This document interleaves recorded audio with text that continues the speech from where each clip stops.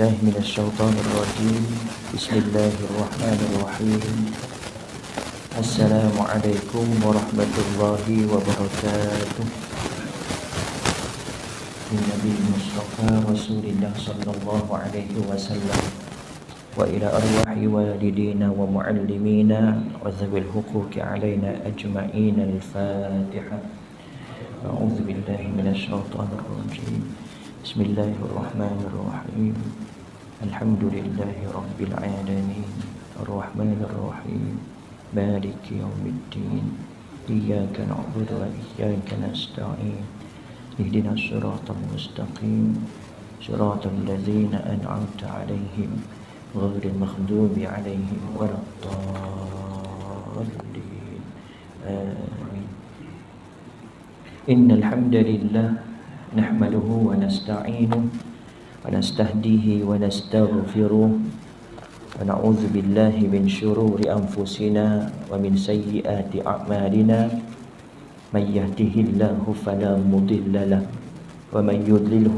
فلا هادي له أشهد أن لا إله إلا الله وأشهد أن محمدا عبده ورسوله اللهم صل وسلم على سيدنا محمد وعلى آله وأصحابه أجمعين سبحانك لا علم لنا إلا ما علمتنا إنك أنت العليم الحكيم رب اشرح لي صدري ويسر لي أمري واحلل عقدة من لساني يفقه قولي اللهم أنت ربي لا إله إلا أنت خلقتني وأنا عبدك وأنا على عهدك ووعدك ما استطعت أعوذ بك من شر ما صنعت أبوء لك بنعمتك علي وأبوء بذنبي فاغفر لي فإنه لا يغفر الذنوب إلا أنت. Yang dihormati Tuan Pengurusi, Timbalan Pengurusi, Tuan Imam, Tuan Bilal, pegawai serta ahli jawatan kuasa Surau Al-Islah Taman Canggang Jaya, yang dimulakan dan dihormati para alim ulama, asatizah di kalangan tuan-tuan dan juga puan-puan, seterusnya muslimin muslimat hadirin hadirat.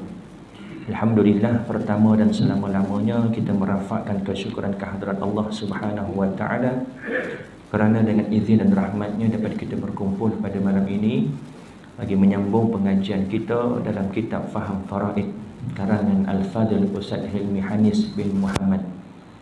Mudah-mudahan perjumpaan kita pada malam ini mendapat rahmat dan redha Allah Subhanahu wa taala, sekaligus dapat menambah timbangan amal kebaikan kita ketika kita bertemu dengan Allah Subhanahu wa taala fi yaumil mahsyar nanti insya-Allah.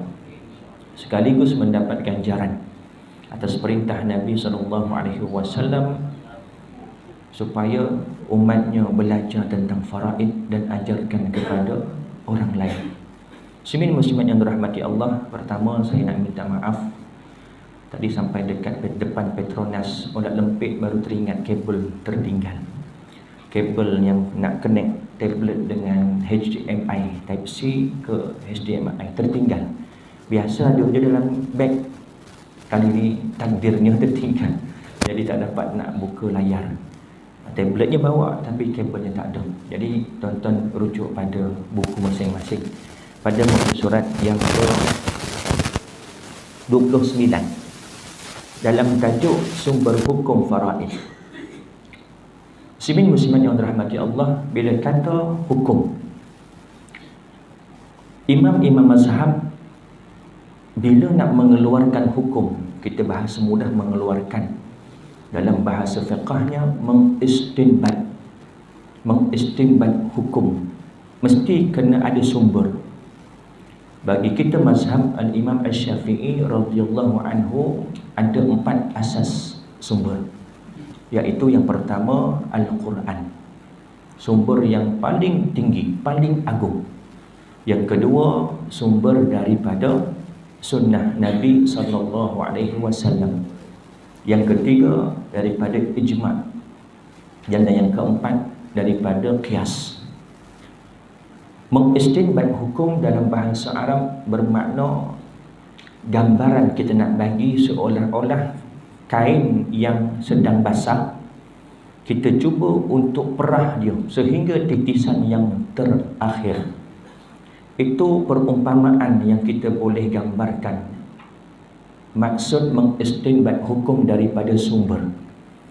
Para imam mazhab nak menentukan hukum ni wajib, hukum ni sunat, hukum ni harus, hukum ni makruh, haram, kena mengistinbat daripada hadis, daripada Quran, daripada ijma' untuk menentukan sesuatu hukum. Dan setiap mazhab, setiap imam mazhab, setiap imam mujtahid, mereka meyakini sungguh-sungguh dengan apa yang diijtihad oleh mereka itu adalah benar. Dan bagi mereka ada dua pahala, iaitu pahala berijtihad, dan yang kedua, sekiranya benar apa yang diijtihad oleh mereka berdasarkan apa yang diingini oleh Allah dan Rasulullah sallallahu alaihi wasallam, maka mereka juga dapat pahala yang kedua. Andai misal kata ijtihad mereka tak betul, tetapi bagi mujtahid, orang yang berijtihad ini dapat juga pahala dan tidak berdosa. Pahala sebab apa? Pahala berijtihad. Dan kelayakan bagi mujtahid ini cukup panjang, syarat-syaratnya cukup banyak. Kena mahir dalam ilmu Quran, kena mahir dalam ilmu tafsir. Sekarang nak jumpa ulama mujtahid dah tak ada. Yang ada mufti, fatwa, mengeluarkan fatwa. Tetapi mujtahid ini nak cari dah tak ada dah. Hanya kita ambil qaul-qaul, pandangan-pandangan. Dan kalau ada ulama-ulama hari ini pun, mereka akan mengambil daripada pandangan-pandangan mujtahid terdahulu. Al-Quran diturunkan kepada kita untuk apa? Hudan lil muttaqin, petunjuk bagi orang-orang yang bertakwa. Dalam arti kata lain, orang yang bertakwa ini pastinya orang yang beriman. Kalau kita lihat dalam Al-Quran, 114 surah, beribu ayat Al-Quran, bahkan beribu juga hadis Nabi SAW. Kita tidak akan jumpa satu pun daripada ayat Al-Quran atau hadis Nabi SAW untuk mengatur kehidupan orang kafir. Kafir ni maknanya apa? Yang ingkar dengan Allah dan juga Nabi SAW. Tak jumpa.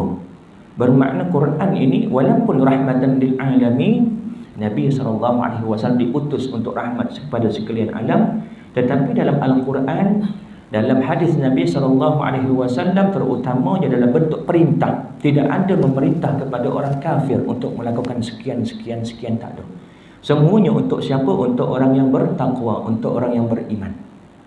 Maka kita sebagai seorang Muslim, mudah-mudahan seorang mukmin dan seorang yang bertakwa juga, apa yang diturunkan oleh Allah melalui Al-Quran dan juga sunnah Nabi SAW, kita ambil dan pegang tanpa melihat pada illah. Illahnya apa? Tujuan. Allah suruh kita solat, aqimus solat, tanpa kita cari kenapa Allah suruh aku sembahyang.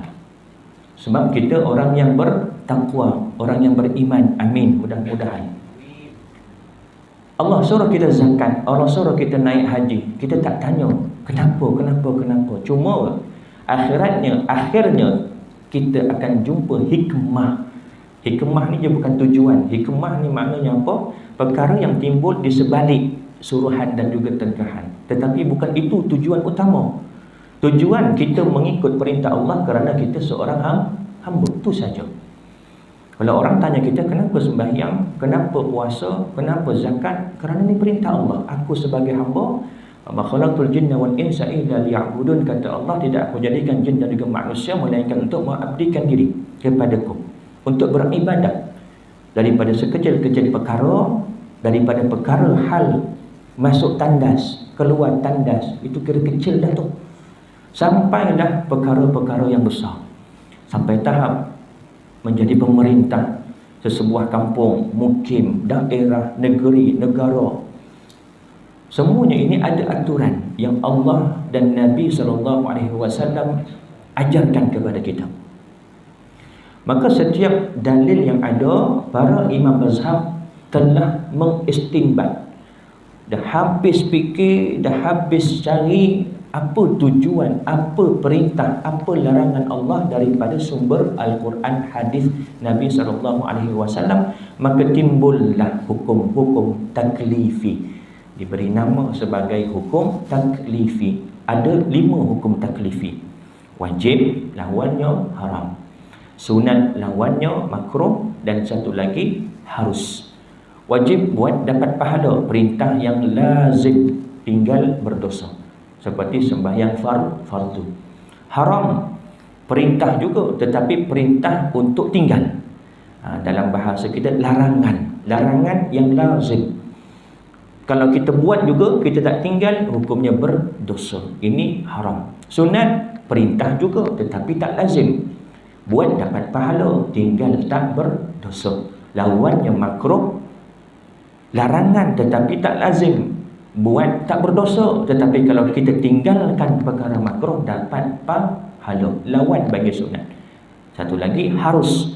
Buat ke tak buat ke, dosa tak dapat, pahala pun tak dapat. Harus. Maka dalam menentukan hukum ini ada 3 sumber. Hukum yang berkait tentang faraid terdapat 3 sumber utama, iaitu yang pertama Al-Quran. Ayat-ayat yang menerangkan tentang harta pusaka di dalam Al-Quran terdapat 2 kategori. Yang pertama ialah ayat yang menerangkan secara umum, dan yang kedua ialah ayat yang menjelaskan secara terperinci. Kategori pertama secara umum, Allah Subhanahu wa taala menerangkan tentang hak pewarisan. Bila kata hak, suka saya sebut hak bukan wajib ditunai. Siapa setuju? Hak bukan wajib ditunai, melainkan dituntut.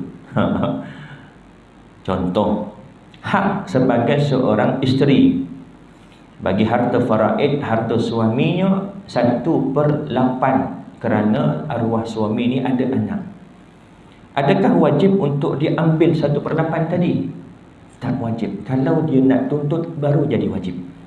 Kalau dia kata tak apalah, saya tak nak bahagian saya bagi semua ke anak-anak saya, anak-anak arwah, merupakan waris juga, harus. Maknanya tak wajib. Tetapi hak untuk menentukan hak kepada setiap waris ini adalah wajib. Wajib maknanya apa? Kena tahu dulu bahagian masing-masing, barulah boleh untuk kita takharus. Takharus ni maknanya apa? Melepaskan hak. Takharus dalam bahasa Arabnya daripada perkataan kharaja, keluar. Keluar daripada perintah Allah yang meletakkan bahagian suami sekian, isteri sekian, anak-anak sekian, dikeluar. Dengan syarat di kalangan ahli waris akil baligh. Di kalangan ahli waris tahu dahulu bahagian masing-masing mengikut perkiraan ketetapan faraid. Dan syarat yang ketiga, kena ikhlas bagi yang nak melepaskan hak. Takharus, keluar. Melepaskan hak ni macam mana? Tak nak bahagian. Sama ada melepaskan sebahagian, separuh, sama ada sedikit atau banyak, atau melepaskan semua sekali. Itu juga termasuk takharus. Contoh, 2 adik-beradik, dua-dua lelaki, arwah ayah mati, arwah mak pun dah mati. Ada 2 ekar tanah, seekar dekat kampung A, seekar dekat kampung B. Hak faraid kampung A 1/2 abang, 1/2 adik. Kampung B 1 ekar, 1/2 abang, 1/2 adik. Itu dari segi hak faraid. Baju arwah ayah setengahnya 1/2 untuk abang, 1/2 untuk adik. Jam tangan arwah ayah 1/2 untuk abang, 1/2 untuk adik. Ini hak faraid. Tetapi boleh tak untuk takharus? Keempat-empat mazhab mengharuskan untuk kita takharus dengan 3 syarat tadi. Kena di kalangan ahli waris akil baligh, kena di kalangan ahli waris tahu dahulu bahagian masing-masing, dan syarat yang ketiga, kena reda untuk melepaskan hak. Kalau dia tak reda, dia nak bahagian dia mengikut faraid, ketika itu wajib waris-waris lain memberi bahagian dia mengikut perkiraan faraid.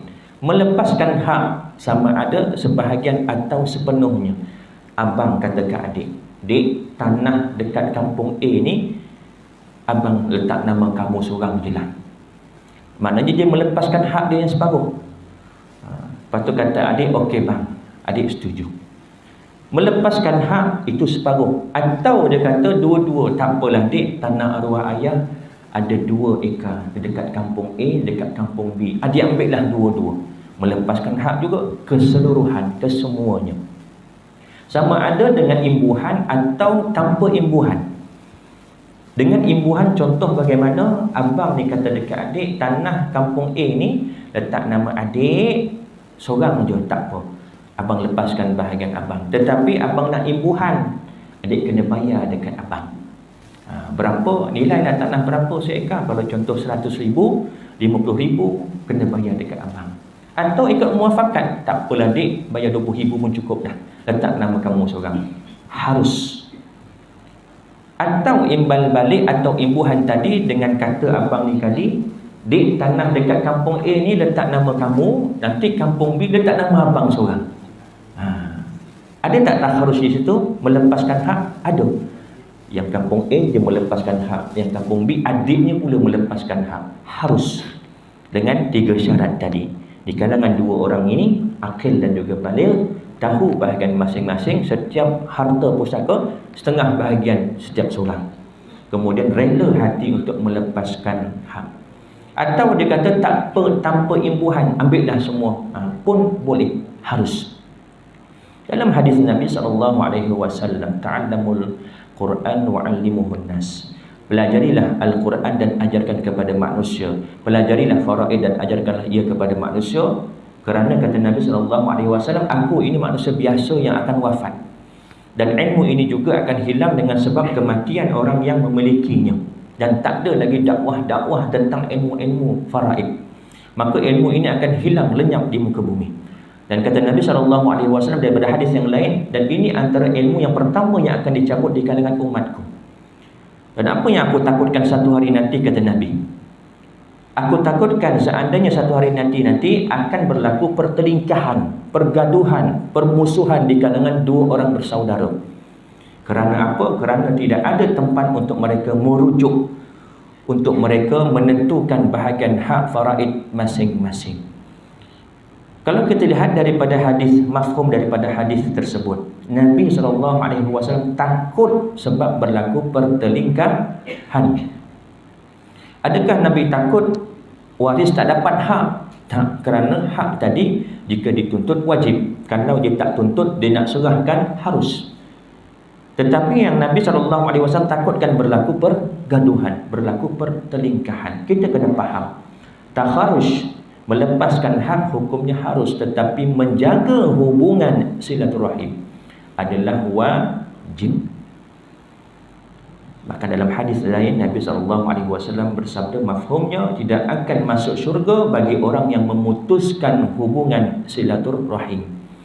Silaturahim ini kata ulama, silah hubungan, rahim ini kandungan, rahim ibunya. Dalam arti kata lain, hubungan adik-beradik, hubungan saudara, saudara seibu sebapa ke, saudara seibu ke, yang ada hubungan rahim, putus hubungan, tak kira apa sebab, tak masuk syurga, kata Nabi SAW. Nabi tak risau kalau waris tak dapat hak, sebab ada jalan keluarnya, takharusnya, iaitu melepaskan hak. Tetapi Nabi risau takut berlaku pergaduhan, boleh menyebabkan putusnya hubungan silaturahim di kalangan 2 orang saudara. Kategori pertama, secara umum Allah Subhanahu wa taala menerangkan tentang hak pewarisan. Firman Allah Subhanahu wa taala dalam surah An-Nisa pada ayat yang ke-7. A'udzubillahi minasyaitonir rajim. Lirrijali nasibum mimma tarakal walidani wal aqrabun walin nisa'i nasibum mimma tarakal walidani wal aqrabun mimma qalla minhu aw kathur nasiban mafruḍah. Yang bermaksud, bagi golongan lelaki ada bahagian pusaka dari peninggalan ibu bapa dan kerabat, dan bagi golongan perempuan pula ada bahagian pusaka daripada peninggalan ibu bapa dan kerabat. sama ada sedikit atau banyak daripada harta yang ditinggalkan itu, iaitu bahagian yang telah diwajibkan, yakni ditentukan oleh Allah Subhanahu wa taala.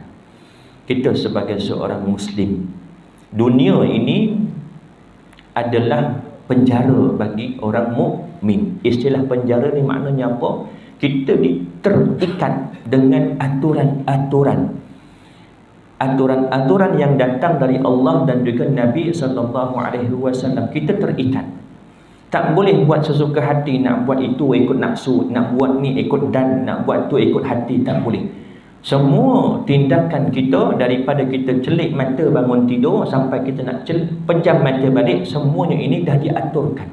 Cuma aturan tu ada yang wajib buat, ada yang sunat buat, ada yang wajib tinggal, ada yang sunat tinggal, ada yang harus, bergantung pada hukum-hukum taklifi. Semuanya ini ada aturan. Bagi orang kafir, dia bebas sebebas-bebasnya nak buat apa. Tetapi akhirat nanti akan dipertanggungjawabkan. Kerana kita sebagai muslim, kita yakin hidup kita di dunia ini adalah tempat untuk kita menanam, dan akhirat nanti tempat untuk kita menuai. Banyak tanaman kita, elok jagaan tanaman kita, insya-Allah banyak hasil kita di akhirat nanti. Walaupun syurga ini bukan dengan amalan seseorang hamba, Allah tak masukkan seseorang dengan amalan. Allah masukkan dalam syurga bukan dengan sebab amalan. Sebab apa? Sebab redha Allah Subhanahu wa taala. Tetapi nak dapat redha Allah dengan cara laksanakan apa yang diperintah, tinggalkan apa yang dilarang. Banyak kita laksanakan yang diperintah, banyak yang kita tinggalkan yang dilarang, mudah-mudahan dapat redha Allah, dapat kita masuk ke syurga Allah Subhanahu wa taala. Sebab tu kita diutus dua malaikat masing-masing, raqib dan atid. Seorang untuk mencatat amal kebaikan kita, seorang lagi mencatat amal keburukan kita. Banyak amal baik kita ditimbang nanti di mizan Allah, banyak yang berat-berat yang baik, insya-Allah mudah-mudahan Allah redha, dapat kita masuk ke dalam syurga. Kalau sebaliknya, na'udzubillah min zalik.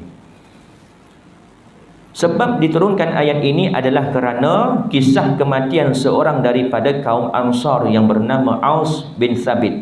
Dia meninggalkan isteri, 2 orang anak perempuan dan seorang anak lelaki yang masih kecil. Maka datang 2 orang sepupu Aus bersama Khalid dan Arfajah mengambil kesemua harta pusaka Aus. Kemudian isteri Aus pergi bertemu Rasulullah sallallahu alaihi wasallam dan menceritakan kepada baginda tentang perkara tersebut. Lalu baginda bersabda, saya tidak tahu apa yang perlu saya kata. Hadis ini diriwayatkan oleh Sayyidina Ibnu Abbas. Kemudian tak lama daripada peristiwa ini, lepas Nabi menjawab, saya tidak tahu apa yang perlu saya buat, maka turun ayat ini. Turun ayat mengatakan bahawasanya bagi lelaki ada bahagian pusaka mereka daripada peninggalan ibu bapa dan kerabatnya. Walin nisa'i nasibu, dan begitu juga bagi wanita ada peninggalan harta pusaka daripada kedua ibu bapa dan kaum kerabatnya secara umum. Belum lagi dikhususkan, ditentukan anak lelaki berapa, isteri berapa, suami berapa, ayah, ibu, belum lagi. Tapi ini kategori pertama secara umum. Kita dah tahu yang lepas dalam bab sejarah pewarisan pusaka. Sebelum datangnya Islam, yang mewarisi pusaka adalah lelaki dewasa sahaja. Ar-rijal bermakna perempuan, tak kira kanak-kanak atau dewasa, ataupun lelaki yang kanak-kanak belum dewasa, mereka akan ternafi, terhalang daripada mewarisi pusaka. Ini sebelum datang Islam. Maka rentetan daripada peristiwa ini, isteri kepada Aus bertemu dengan Nabi SAW dan mengadu. Dan baginda Nabi SAW cuma boleh menjawab, saya tidak tahu. Kerana pada ketika itu belum lagi ada kefarduan tentang faraid. Belum lagi ada ketetapan daripada perintah Allah berkenaan dengan bahagian setiap waris. Siapa waris pun belum ada lagi ditentukan dalam Islam pada ketika itu.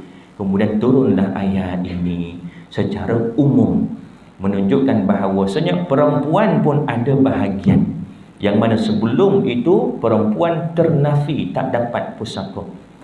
Hikmah yang kita nampak, Islam ini menaikkan martabat kaum wanita, yang mana sebelum ini tak dapat langsung. Dan kalau kita lihat surah ini yang berkait tentang faraid, banyak diturunkan dalam surah apa? Surah An-Nisa, bermaksud surah wanita, untuk menaikkan martabat golongan wanita. Jadi pihak muslimat yang di belakang sana bersyukur datangnya Islam menaikkan martabat kaum wanita. Jangan ada lagi lah lepas ni, ini tidak adil, ketuk meja. Sebab dulu memang tak dapat langsung, tetapi datang Islam memberikan hak kepada kaum wanita. Kategori kedua, manakala dalam kategori ini Allah Subhanahu Wa Taala menjelaskan secara terperinci satu persatu ahli waris yang berhak beserta bahagian bagi setiap orang daripada mereka. Firman Allah Subhanahu Wa Taala dalam surah An-Nisa ayat yang ke-11. A'udzubillahi minasyaitonir rajim. Yusikumullahu fi auladikum lidzakari mithlu hazzil unthayain.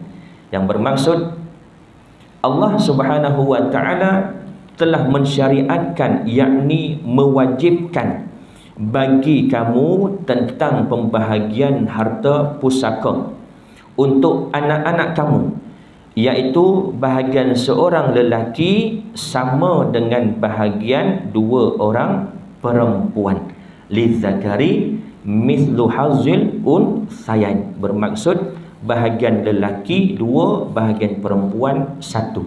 Dalam bahasa mudah kita nak faham, kalau contoh ada 3 lelaki 3 perempuan, yang lelaki kalikan 2, 3 kali 2 6, campur perempuan 3 9. Bermakna bahagian lelaki berapa? 2/9, bahagian perempuan 1/9.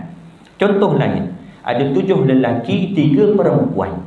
7 yang lelaki kalikan 2, 7 kali 2 14, tambah perempuan tadi 3, 14 tambah 3 17, 2/17 lelaki, 1/17 perempuan. Ini kaedah nak mengira yang dimaksudkan dengan lidzakari mithlu hazzil unthayain, bahagian 2 untuk lelaki dan 1 untuk perempuan. Fa in kunna nisaan fawqasnaini falahunna thulutsa ma tarak, yang bermaksud, dan jika anak itu semuanya perempuan yang jumlahnya lebih daripada 2, maka bagi mereka 2/3 daripada harta yang ditinggalkan. Kalau misal kata anak-anak tadi tak ada yang lelaki, perempuan semua, berlaku tak? Banyak berlaku. Tak semua orang dikurniakan rezeki anak lelaki. Ada yang semuanya anak perempuan. Sama ada 2, sama ada 3, sama ada 10, semuanya perempuan.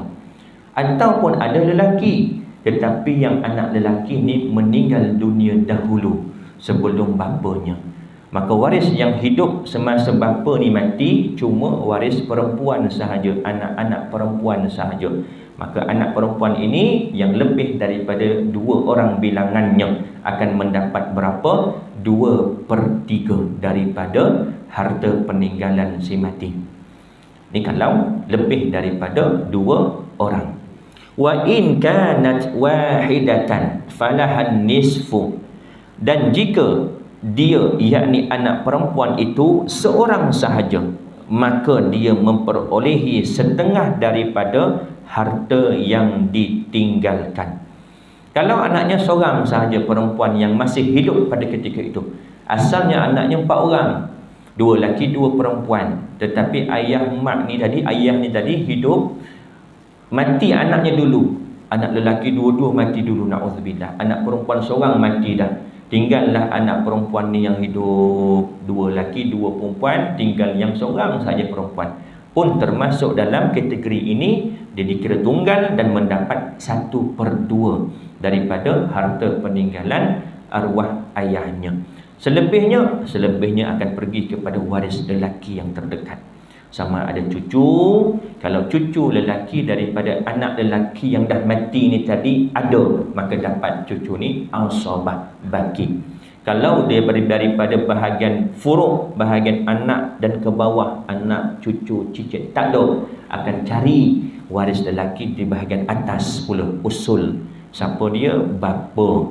Kalau tak ada bapa, bapa kepada bapa, datuk lah. Kalau tak ada datuk, bapa kepada bapa kepada bapa, moyang lah.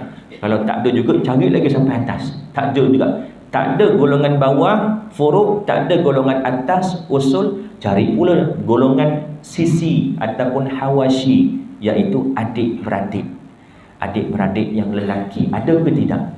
Adik-beradik pula ada 3 jenis. Adik-beradik seibu sebapa, adik-beradik sebapa, adik-beradik seibu. Tengok satu persatu, ada tak adik-beradik si mati? Tak ada juga. Anak tunggal si mati ni. Tengok anak buahnya. Kalau dah anak tunggal, tak adalah anak buah. Saudara pun tak ada, anak saudara apatah lagi tak ada. Ni kelompok yang ketiga, tak ada. Cari-cari tak jumpa. Cari kelompok yang keempat, golongan a'mam, iaitu bapa saudara. Adik-beradik lelaki pakcik sebelah ayah si mati. Nampak gambaran? Ke sama-sama? Tak nampak nak buat catat. Ni si mati, dia ada ayah, adik-beradik ayahnya. Kalau dengan si mati sebagai pakcik. Cuma kita pakcik ni, kita bahasa Melayu, adik-beradik mak pun kita panggil pakcik, betul? Tetapi pakcik dalam faraid iaitu ammul syakik, bapa, adik-beradik lelaki sebelah bapa si mati. Adik-beradik lelaki sebelah ibu itu bukan waris dalam faraid. Dia dalam zawil arham. Nanti kita akan masuk dalam bab zawil arham. Ada tak pakcik yang seibu sebapa dengan bapa si mati? Tak ada. Ada tak pakcik yang sebapa, sama bapa lain mak dengan bapa si mati? Tak ada juga. Ada tak sepupunya, iaitu anak kepada pakcik dengan si mati sebagai sepupu? Tak ada juga. Dah habis-habis cari tak jumpa. Barulah akhirnya baki ni tadi pergi ke mana? Baitul Mal. Ada yang jawab tu, maknanya pernah berlaku lah tu. Tapi kita di Malaysia, kita tak ada dalam istilah rod. Rod ni dalam satu perkiraan kaedah kira, rod baki akan pergi kepada waris. Ada baki akan dapat kepada waris zawil arham. Di Malaysia kita tak amalkan konsep ini. Di Malaysia kita amalkan baki pergi ke Baitul Mal. Kerana di Malaysia ada Baitul Mal, ada pihak yang menyelia tentang Baitul Mal, rumah harta. Baitu maksudnya rumah, mal harta. Dia yang pegang harta-harta umat Islam dan mengawal dan menyelia, iaitu MAIS, Majlis Agama Islam Selangor. Di negeri lain lah Majlis Agama Islam Terengganu, Majlis Agama Islam Perak. Di Malaysia, setiap negeri ada majlis yang berautoriti, majlis agama yang menjaga Baitul Mal ini. Ada baki baru pergi ke Baitul Mal. Sebab tu susah nak pergi ke Baitul Mal, sebab nak kena cari satu persatu. Cari satu belah furuk tak ada, belah usul atas tak ada, belah sisi pun tak ada, belah a'mam pun tak ada juga, baru pergi ke Baitul Mal. Wali abawaihi likulli wahidin minhumas sudus mimma taraka in kana lahu walad. Dan untuk dua orang ibu bapa, bahagian masing-masing 1/6 daripada harta yang ditinggalkan jika dia, yakni yang meninggal dunia itu, mempunyai anak. Kalau si mati ada anak, tidak kira sama ada anak lelaki atau anak perempuan, tak kira berapa orang anak kepada si mati ini, maka bapa dan ibu masing-masing dapat 1/6. Bapa 1/6, ibu 1/6. Kalau si mati ini ada anak perempuan saja, bapa juga dapat 1/6. Dapat tak asabah baki bapa ni tadi? Tunggu dulu, lihat dulu kalau ada cucu daripada si mati. Lihat dulu kalau ada cicit daripada si mati. Tak ada juga, barulah bapa akan dapat 1/6 tambah dengan asobah, iaitu baki tadi. Contoh, bapa, ibu, anak perempuan, itu saja ada waris. Maka bapa tadi dapat 1/6, ibu dapat 1/6, anak perempuan seorang tadi dapat berapa? 1/2. 1/2, 1/6, 1/6. Ada tak baki lagi? Ada baki. Baki tadi akan pergi ke mana? Cari sebelah furuk dulu. Ada tak cucu lelaki? Mana tahu si mati ni ada cucu, anaknya mati dulu. Tinggal anaknya seorang je perempuan. Azan ke kita nak teruskan? Teruskan, ya. Kita ambil sikit masa lagi, ya, dalam 10 minit insya-Allah. Anak ni mati dulu, bermakna dikira tak ada anak lelaki. Tengok cucu ada tak? Kalau ada cucu, cucu tadi akan dapat baki ataupun asobah. Kalau tak ada cucu, baru pergi kepada bapa. 1/6 tambah dengan asobah. Fa in lam yakul lahu walad wa warithahu abawahu fali ummihi thuluth. Dan untuk kedua orang ibu bapa, bahagian masing-masing 1/6 daripada harta yang ditinggalkan jika yang meninggal dunia itu mempunyai anak. Jika dia, yakni yang meninggal dunia, tidak mempunyai anak dan dia diwarisi oleh ibu bapanya sahaja, sama ada dia anak tunggal, dia belum berkahwin, bujang, ataupun dah berkahwin tetapi tak dikurniakan anak, dia ambil anak angkat. Contohlah, dia ambil anak angkat. Anak angkat ini waris ke tidak? Bukan waris. Dia dikira sebagai tiada anak. Maka bahagian bapa dan juga ibu dapat berapa? Jika dia yang meninggal dunia tidak mempunyai anak dan dia diwarisi oleh ibu bapanya sahaja, maka ibunya mendapat 1/3. Dan bakinya dapat kepada siapa? Bakinya dapat kepada ayah. Pada ketika itu ayah akan mendapat asobah. Sebab si mati tak ada anak langsung. Tujuh apatah lagi. Kalau ada anak, tak ada anak, pernah ada anak, boleh jadi ada cucu. Ini memang tak ada anak langsung, bermakna memang tak ada waris di belah furuk, akan terus dapat kepada ayah. Ibu dapat berapa? 1/3. Bapa baki dapat berapa? 2/3. Sama tak konsep lidzakari mithlu hazil unthayain? 1/3 untuk ibu, 2/3 untuk bapa. Sama tak? Sama. Jadi konsep 2/1 ini bukan hanya kepada anak-anak, bahkan juga kepada ibu dan ayah. Tapi tak semua keadaan. Nanti kita akan jumpa ada juga keadaan yang membezakan antara ibu dan bapa, boleh jadi tak sama nisbah 2/1. Fa in kana lahu ikhwatun fali ummihi sudus. Jika dia yang meninggal dunia mempunyai beberapa saudara, lebih daripada seorang adik-beradik, maka ibunya mendapat 1/6. Maksudnya apa? Ini bagi hal ibu. Ayah tadi dapat 1/6 bersama asobah. Ibu, kedudukan dia kena lihat pada situasi si mati, sama ada anak ataupun tidak, dan ada tak adik-beradik. Maksudnya anak-anak yang lain bagi ibu ni. Contoh, si mati tak pernah berkahwin dan tak ada anak, tetapi dia ada 2 orang adik-beradik yang lain, termasuk dia 3 orang adik-beradik. Adik-beradik ni dapat tak kalau ada ayah si mati? Dia tak dapat. Tetapi adik-beradik yang 2 orang yang masih hidup ni, dia mempengaruhi bahagian ibu si mati. Ibu yang patutnya dapat 1/3 asalnya, kalau si mati ini tak ada adik-beradik. Bila ada sahaja adik-beradik, ibu dapat 1/6. Walaupun adik-beradik ni tak dapat, tak ada bahagian mereka, kerana dia ni terhalang disebabkan ada bapa kepada si mati.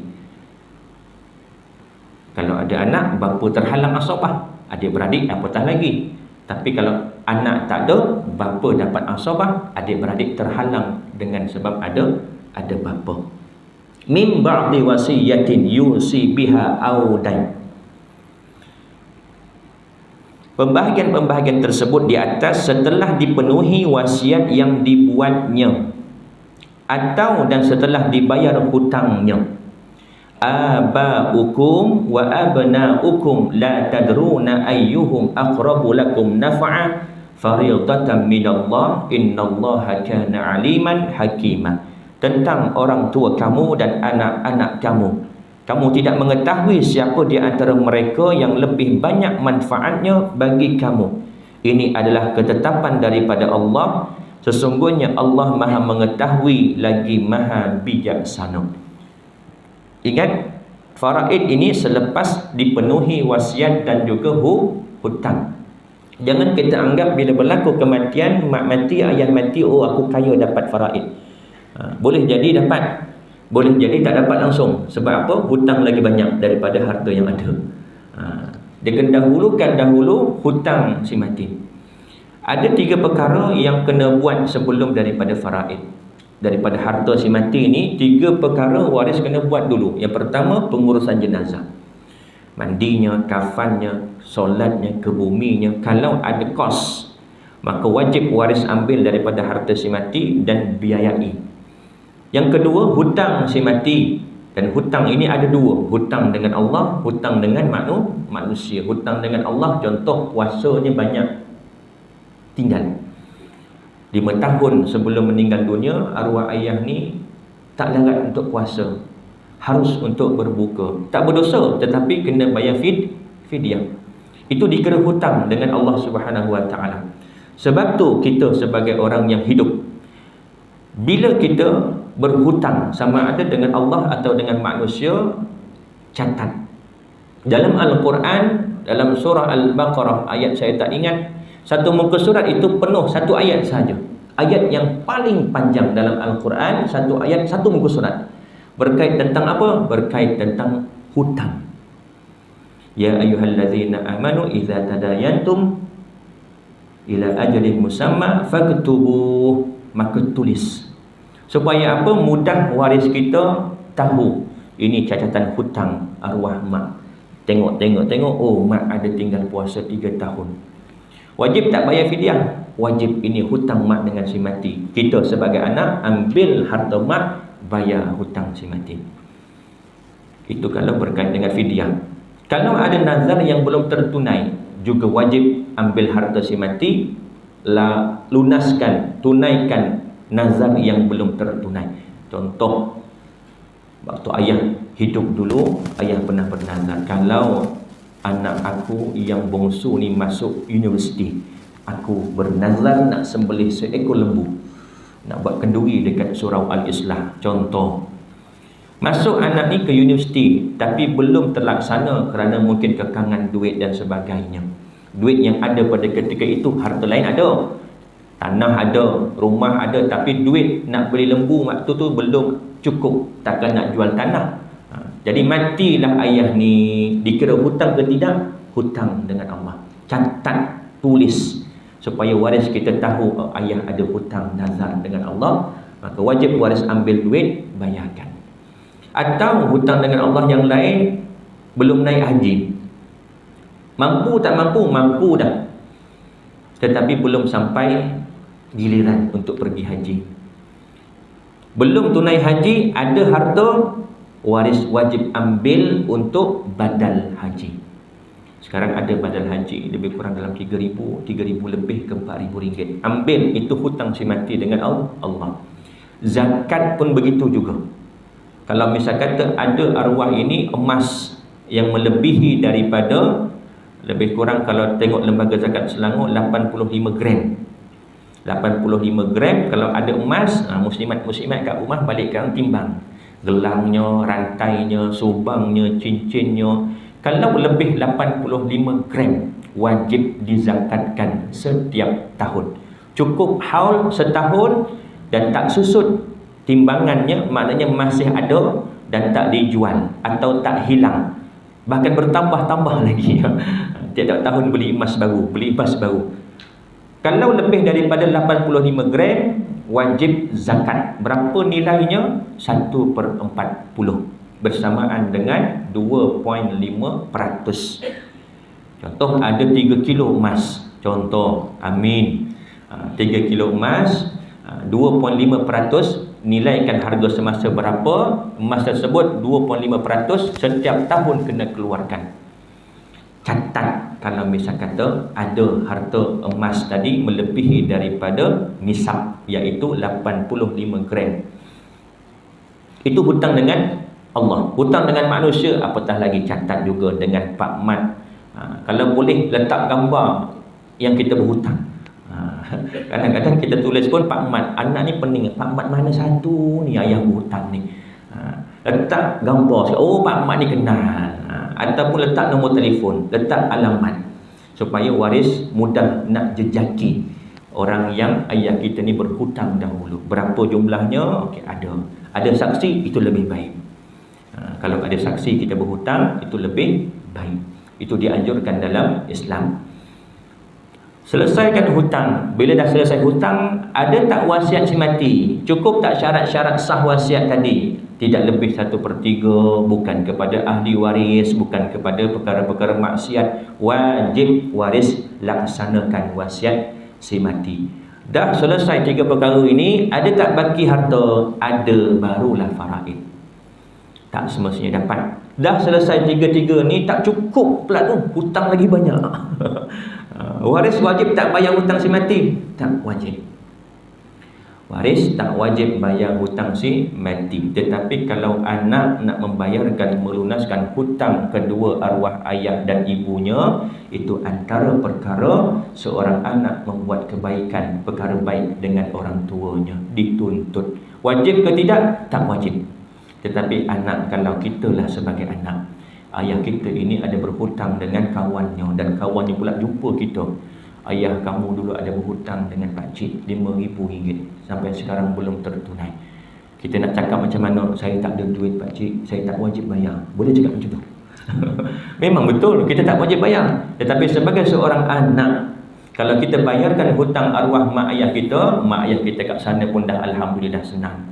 Dan kita termasuk dalam perkara-perkara melakukan kebaikan kepada kedua ibu bapa, sekalipun kedua ibu bapa kita dah meninggal dunia. Banyak cara-cara lagi yang kita boleh berbuat baik kepada kedua orang tua kita walaupun mereka dah tiada. Antaranya contoh membayar hutang kedua ibu bapa kita. Dia dah mati, kita bayarkan hutang dia. Dan kita menghubungkan hubungan dengan kawan-kawan ayah kita, kawan-kawan mak kita. Ayah kita dah mati, tetapi kita tahu ayah kita ni kawan dengan Pak Abu ni. Tiap-tiap tahun pergi ke rumah Pak Abu beraya untuk menghubungkan lagi hubungan. Sebab kawan arwah ayah. Ini juga salah satu perkara untuk kita berbuat baik kepada kedua ibu bapa, sekalipun kedua ibu bapa kita telah meninggal dunia. Jangan kita ingat dah tak ada peluang untuk kita berbuat baik kedua ibu bapa. Doa apatah lagi. Doa anak-anak yang soleh dan solihah. Iza mata ibnu Adam in qata'a amaluhu illa thalatha. Kita ni, anak Adam, bila mati sahaja terputus semua amalan kita melainkan 3 perkara. Yang pertama, sedekah jariyah. Sedekah yang kita infakkan jariyah, yang berjalan, mengalir. Maknanya apa? Wakaf kita. Sedekah jariyah bina surau. Selagi surau digunakan, si mati walaupun dah mati dapat pahala berterusan selagi mana yang disedekahkan digunakan oleh orang ramai. Yang kedua, ilmu yang bermanfaat, diajarkan kepada orang, diamalkan oleh orang lain. Mati dia ini, ilmu ini masih diajarkan dan diamalkan, dapat dia pahala. Sampai bila? Selagi mana diamalkan dan diajarkan kepada orang lain. Begitu jugalah seterusnya yang mempunyai ilmu dan mengamal dan mengajarkan akan berterusan pahalanya. Dan yang ketiga, doa anak-anak yang soleh.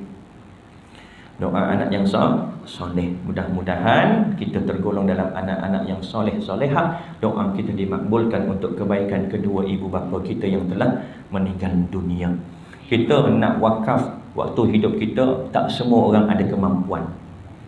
Tak semua orang ada kemampuan. Kita nak mengajar kuliah-kuliah, tak semua orang ada kemampuan. Tetapi satu yang kita harapkan, bukanlah kita mengharap amal orang lain untuk kita, tak. Tetapi kita juga mengharapkan kita sebagai anak, bagaimana mak ayah kita mengharap kepada kita, kita juga mengharap dengan anak-anak kita.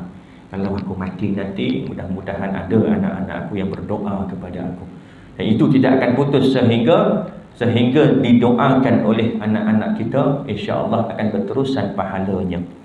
Ayat ini diturunkan adalah kerana kisah Sa'ad bin Ar-Rabi' yang akan dinyatakan dalam sumber hukum yang kedua nanti, iaitu hadis yang ke-8 pada muka surat 39 nanti insya-Allah, berkait dengan sebab turun ayat ini. Secara ringkas, Sa'ad bin Rabi' ini sahabat Nabi SAW yang syahid dalam peperangan Uhud.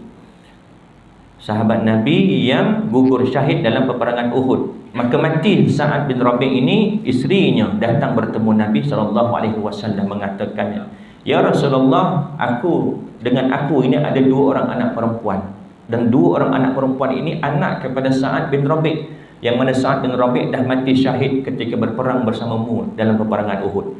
Tetapi harta Sa'ad bin Rabi' kesemuanya diambil oleh abangnya, adik-beradik kepada Sa'ad bin Rabi'. Tak tinggalkan sedikit pun untuk anak-anak Sa'ad bin Rabi' ini. Tak tinggal sedikit pun. Ini cara dulu. Maka turun ayat ini, yusikumullahu fi auladikum. Diperintahkan harta pusaka bagi anak-anak kamu, lizakari mithlu hazil unsayain. Bagi lelaki 2, bagi perempuan 1. Kalau perempuan ramai, 2/3. Kalau perempuan seorang, 1/2. Bagi ayah ibu, jika si mati tidak ada anak, 1/3 ibu, 2 bakinya 2/3 untuk bapa. Kalaulah si mati ini ada anak, kedua-dua ayah ibu dapat 1/6. Jelas, tak ada khilaf di kalangan ulama-ulama untuk menentukan bahagian faraid berdasarkan ayat ini. Tak ada khilaf, tak ada yang kata ayah betul ke 1/6, betul ke 1/3, tak ada. Sebab ayat ini jelas, nyata. Tak perlu kepada takwil, sebab dia ayat muhkamat, bukan ayat mutasyabihat. Ayat mutasyabihat perlukan takwil untuk menafsirkan, mentakwil apa yang diperintahkan oleh Allah berdasarkan ayat ini, sebab ayat ini mutasyabihat. Tetapi ayat muhkamat tak ada khilaf di kalangan ulama, semua ijtima' bahawasanya bahagian anak sekian-sekian, bahagian ibu sekian, bahagian ayah sekian. Ini ayat yang ke-11. Ayat seterusnya, ayat yang ke-12. Yang ni bahagian suami isteri, bahagian adik-beradik. Nanti kita akan masuk insya-Allah pada perjumpaan akan datang. Sebelum kita akhiri, kalau ada soalan 1-2 boleh kita bincangkan. Ya, boleh.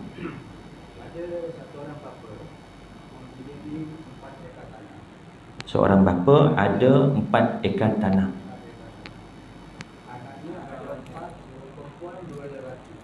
Anaknya 4, 2 perempuan, 2 lelaki.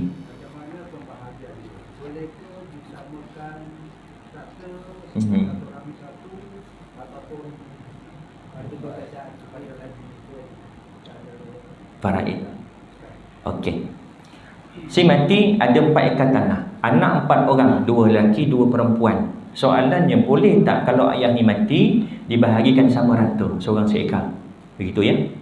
Okey. Boleh sekiranya waris bersetuju. Itu namanya taharruj tadi, keluar daripada kaedah faraid. Cukup tak 3 syarat? Syarat yang pertama, di kalangan 4 orang waris ini tadi, akil dan juga baligh. Kalau misal kata seorang ni dia tak berakal, OKU dari segi akal, maka dia tak boleh untuk diambil sepakat dia untuk sama rata. Kalau dia lelaki, wajib yang 3 orang ini bagi bahagian dia mengikut faraid. Nisbah 2 lelaki, 1 perempuan.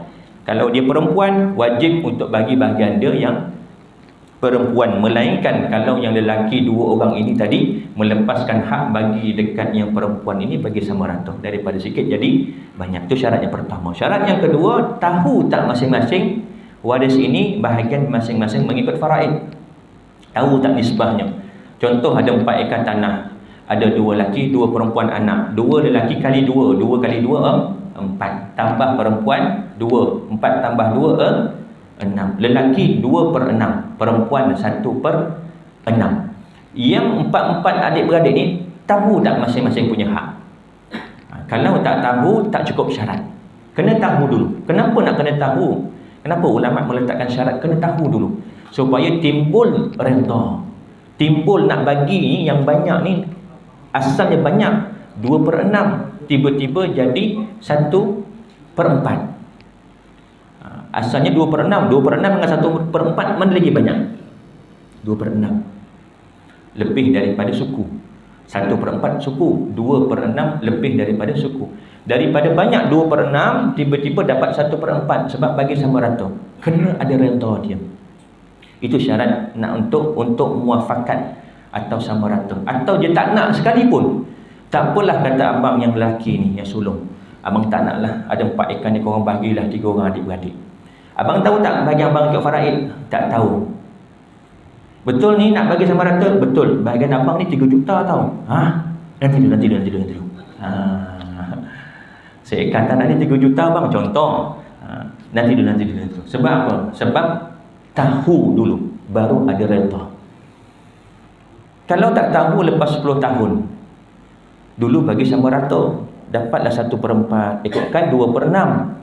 Tapi sebab bagi sama rata dulu, malam ni baru mengaji faraid, kira-kira, bahagian aku patutnya 2/6. Dulu aku bagi sama rata dapat 1/4. Menyesal dulu bagi sama rata. Sebab apa? Tak ada syarat tahu dahulu bahagian. Macam mana nak timbul reda? Sebab tu syaratnya kena reda dan juga tahu bahagian masing-masing. Atau semasa hidup arwah ayah ni dah bagi siap-siap, itu harus boleh. Namanya hibah. Bagi siap-siap walaupun belum tukar nama. Ada 4 ekar, 2 orang anak lelaki, 2 anak perempuan, bagi siap-siap. Ini Tok Along seekar dekat ujung sana, tu kotak A, kotak B untuk Angah, kotak C untuk Alang, kotak D untuk Acu contoh. Masing-masing dah dapat seorang seekar. Harus boleh. Sebab masa hidup bagi siap-siap. Atau wasiat. Wasiat kepada ahli waris. Cukup tak syarat tadi? Tak cukup. Tetapi boleh tak laksanakan? Tak wajib. Boleh tak laksana? Boleh. Jika waris bersetuju. Waris-waris yang mana bersetuju? Yang mana asal banyak 2/6 jadi 1/4. Jangan tanya waris yang 1/4 jadi 2/6. Jangan tanya waris yang asal sikit jadi banyak. Itu jangan tanya. Dia memang nak. Yang nak dapatkan reda ni daripada waris yang banyak menjadi sedikit. Yang lelaki tadi 2/6 patutnya dia dapat, tetapi sebab bahagi sama rata dapat 1/4. 2/6 kita bagi contohlah 2 juta daripada 6 juta. Kalau 1/4 6 juta bahagi 4 berapa? 1.25. 1 juta suku.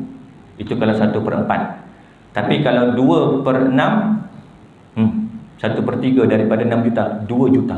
Berapa susutnya? 750,000. Banyak lah. Tak naklah sama kata. Sebab tahu, betul.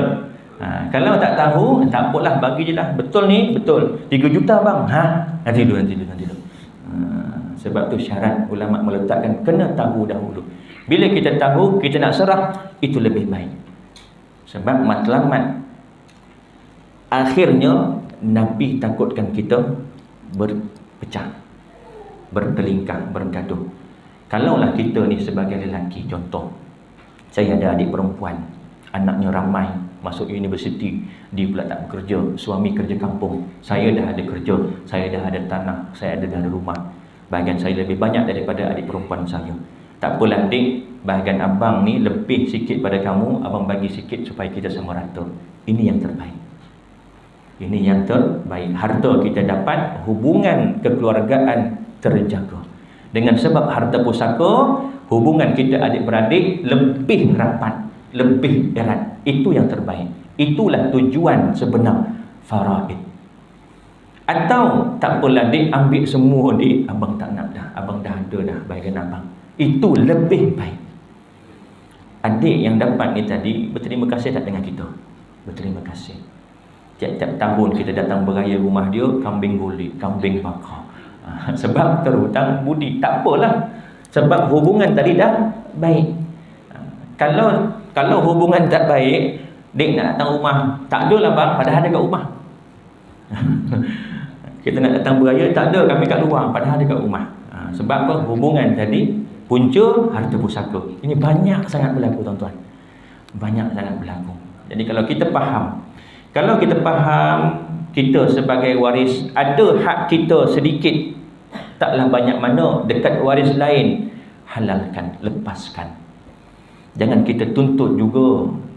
Kalau kita tuntut boleh berlaku pergaduhan, perselisihan, lebih baik jangan tuntut. Harus untuk kita melepaskan hak kita.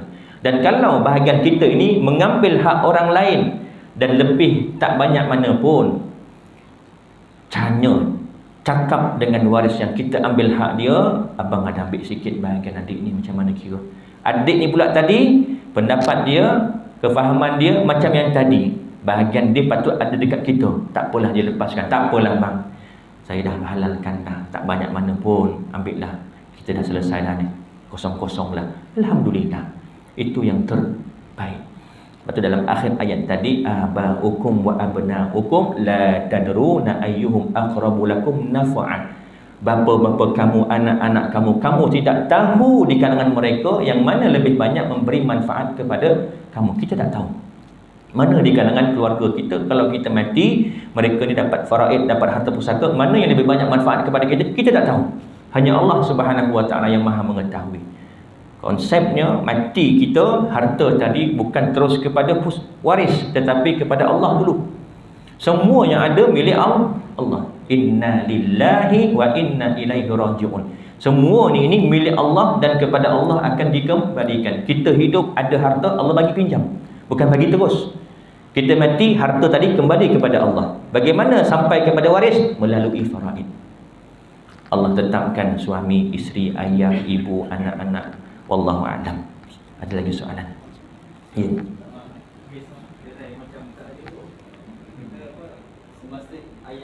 Semasa ayah hidup, abang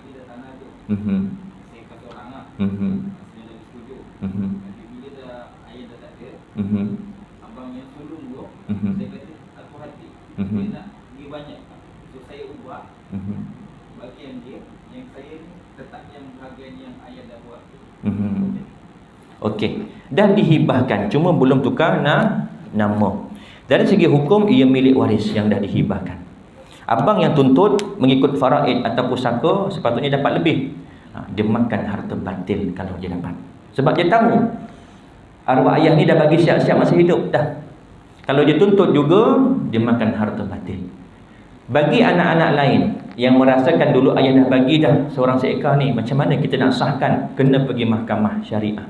Mahkamah tinggi syariah antara fungsinya untuk mengesahkan hibah atau wasiat. Jika hibah atau wasiat tadi tidak bertulis, maka waris-waris yang lain tadi kena pergi dekat, atau salah seorang kena pergi dekat mahkamah tinggi syariah, mengesahkan dulu arwah ayah ada bagi tanah ni kepada kami adik-beradik seorang seekar dah. Ada saksi? Ada. Ini abang saya saksi, ini adik saya saksi. Okey, valid, disahkan oleh mahkamah syariah. Abang tuntut di pusaka, kita tunjuk tuntutan abang tadi tak laku di pusaka kecil. Itu cara untuk kita nak selesaikan. Tapi kalau dituntut juga, kalau kita rasa kalau abang ni kalau kita tak bagi ni habis putus darah, sebaiknya bagilah. Hak, bila kata hak, bukan wajib ditunai. Boleh untuk kita melepaskan hak, tetapi wajib kita jaga hubungan silaturahim. Ya. Sebidang tanah untuk tapak rumah lah. Biasanya seorang ayah dia ada cucu kesayangan. Dia bagi siap-siap tanah tu.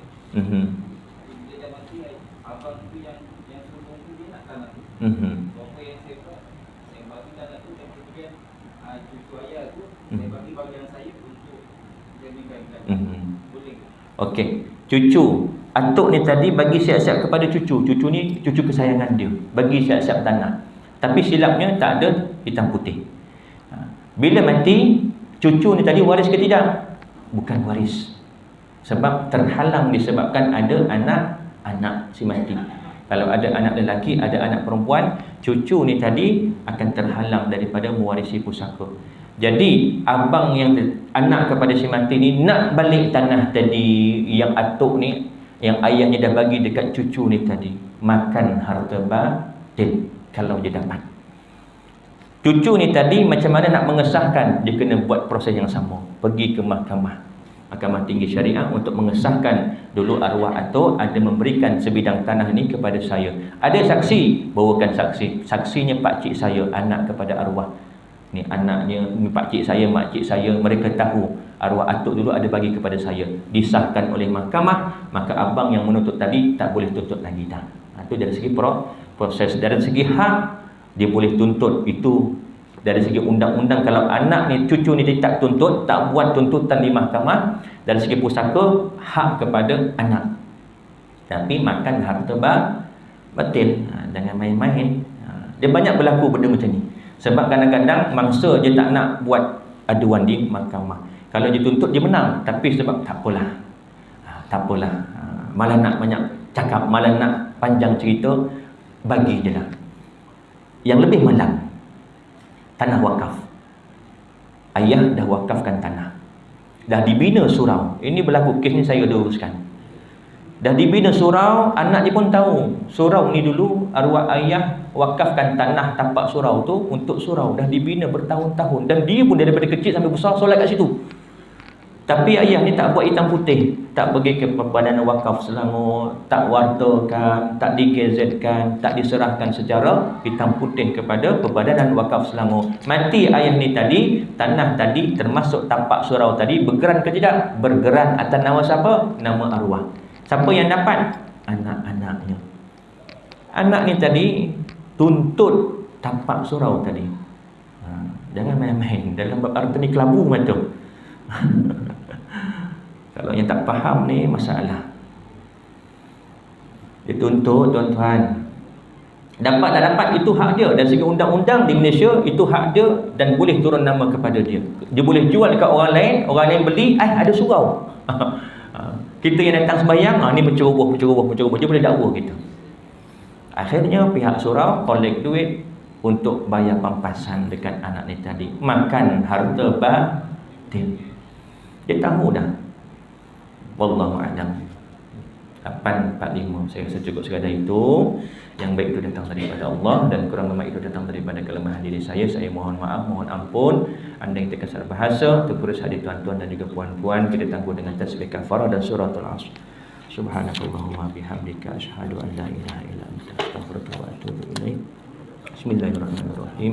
Wa rasulina insana la fi khusy ila alladzina amanu wa amilus solihati wa tawassaw bil haqq wa tawassaw bis sabr. Bismillahirrahmanirrahim. Alhamdulillahirabbil alamin wassalatu wassalamu ala asyrafil anbiya'i wal mursalin wa ala alihi wa sahbihi ajma'in. Allahumma faqihna fid din wa 'allimna at-ta'wil wa hdina siratal mustaqim siratal ladzina an'amta 'alaihim minan nabiyyin was-siddiqin wasyuhada'i was-salihin. Allahumma arinal haqqa haqqan warzuqna ittiba'ah wa arinal batila batila warzuqna ijtinabah. Allahumma inna na'udzubika min 'ilmin la yanfa' wa min qalbin la yakhsha wa min nafsin la yashba' wa min da'watin la yustajabu laha. Rabbana atina fid dunya hasanah wa fil akhirati hasanah wa qina 'adzaban nar. Wa sallallahu ala sayyidina Muhammad wa ala alihi wa sahbihi wa baraka wa sallam. Walhamdulillahirabbil alamin. Assalamualaikum warahmatullahi wabarakatuh.